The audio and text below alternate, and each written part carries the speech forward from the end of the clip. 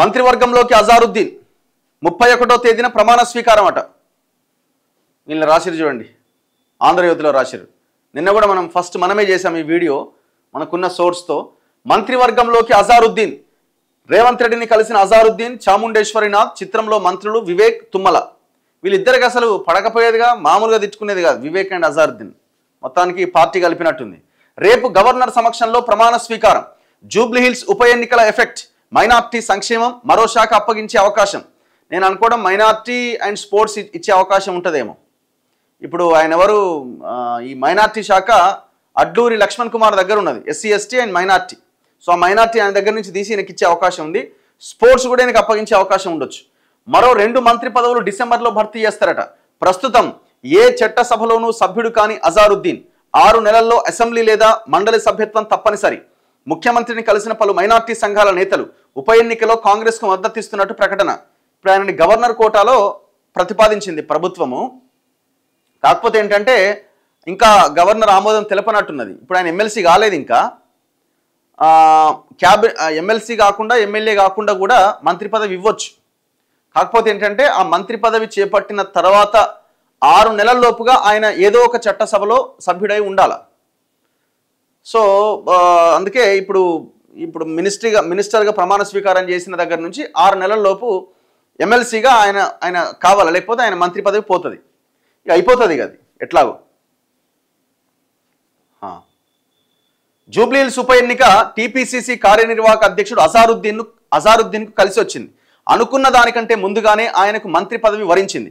రాజ్భవన్లో శుక్రవారం ఉదయం గవర్నర్ జిష్ణుదేవ్ వర్మ అజారుద్దీన్తో మంత్రిగా ప్రమాణ స్వీకారం చేయించబోతున్నారు. విషయం ఏంటంటే అజారుద్దీన్ ఆయన ఉత్తరప్రదేశ్లో ఒకసారి 2009లో మొరాదాబాద్ అనుకుంటా అక్కడ గెలుపొంది ఎంపీ అయ్యిండు. దాని తర్వాత ఇంకొక స్టేట్లో 2014లో పోటీ చేస్తే అక్కడ ఓడిపోయిండు. దాని తర్వాత తెలంగాణ పాలిటిక్స్ మీద ఆయన ఎక్కువగా పనిచేసిండు.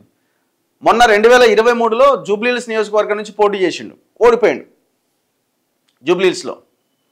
సో దాని తర్వాత ఇప్పుడు బై ఎలక్షన్ రాగానే ఆయనకే టికెట్ వస్తుందని అనుకున్నారు, కానీ ఆయనకి టికెట్ ఇవ్వకుండా నవీన్ యాదవ్కి ఇచ్చి ఈయనకి ఎమ్మెల్సీ కట్టబెట్టారు. లేకపోతే ఒకవేళ ఈ బై ఎలక్షనే రాలేదనుకోండి, అజారుద్దీన్కి ఎమ్మెల్సీ కాదు, ఇంకేది వచ్చేది కాదు, మినిస్టర్ అసలే వచ్చేది కాదు. మొత్తానికి వచ్చినటువంటి బై ఎలక్షను ఎక్కువగా ఎవరికి అడ్వాంటేజ్ అయిందంటే అజారుద్దీన్కి. జాక్పాట్ అంటారు కదా, అట్లా.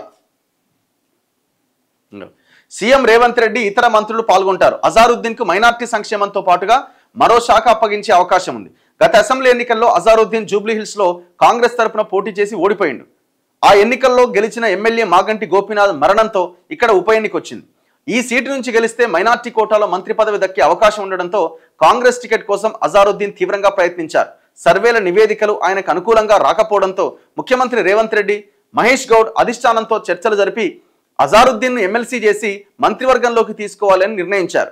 గవర్నర్ కోటాలో ఎమ్మెల్సీలుగా కోదండరాం, అజారుద్దీన్ పేర్లను మంత్రివర్గంలో ఆమోదించి గవర్నర్కు పంపించారు.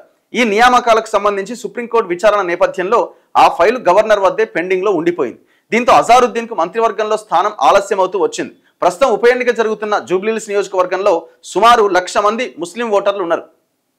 లోక్సభ ఎన్నికల్లో ఈ నియోజకవర్గంలోని మెజారిటీ ముస్లింలు కాంగ్రెస్కే మద్దతు పలికారు. కానీ రాష్ట్ర మంత్రివర్గంలో ఇప్పటి వరకు మైనార్టీలకు చోటు లభించకపోవడంతో జూబ్లీహిల్స్ ఉప ఎన్నికలో వారి ఓట్లపైన ప్రభావం చూపే ఆస్కారం ఉందన్న భావన వ్యక్తమైంది. ఉప ఎన్నికలో మైనార్టీల ఓట్లు కీలకం కావడంతో అజారుద్దీన్ను కాస్త ముందుగానే మంత్రిమండలిలోకి తీసుకోవాలని అధిష్టానం అనుమతితో ముఖ్యమంత్రి రేవంత్ రెడ్డి నిర్ణయించినట్టుగా తెలిసింది. ఈ మేరకు శుక్రవారం అజారుద్దీన్ మంత్రిగా ప్రమాణ స్వీకారం చేయబోతున్నారు. ఆయన ఖైరతాబాద్ నియోజకవర్గ ఓటర్ కావడంతో ప్రమాణ స్వీకారం కోసం ఎన్నికల కమిషన్ అనుమతి తీసుకోవాల్సి ఉంటుందట. నిబంధనల ప్రకారం ప్రస్తుతం మంత్రివర్గంలో మరో 3 చోటు కల్పించేందుకు అవకాశం ఉన్నది. అజారుద్దీన్ మంత్రి అవుతుండడంతో మిగతా 2 పదవులకు డిసెంబర్లో భర్తీ చేసే అవకాశం ఉందని కాంగ్రెస్ చెప్తున్నది. ఇక అది డిసెంబర్లో అవుతుందా కాదా ఏమైందో చూడాలి. మొత్తం 12 మంది మంత్రులు ఉండే, తర్వాత 3 నియమించారు, 15 అయింది. ఇప్పుడు అజారుద్దీన్ 16 అయింది, ఇంకొక 2 ఖాళీలు ఉన్నాయి. మరి ఆ 2 ఎవరికి ఇస్తారో చూడాలి. మొత్తానికి అజారుద్దీన్ వచ్చిన బై ఎలక్షన్, ఊహించని బై ఎలక్షన్, దాని తర్వాత ఏకంగా ఆయన ఎమ్మెల్సీ అయిపోవడం, ఎలాంటి ఖర్చు లేకుండా, రూపాయి ఖర్చు లేకుండా ఎమ్మెల్సీ అయిపోయాడు, మంత్రి కూడా అయిపోయాడు. కలిసి రావడం అంటే ఇది.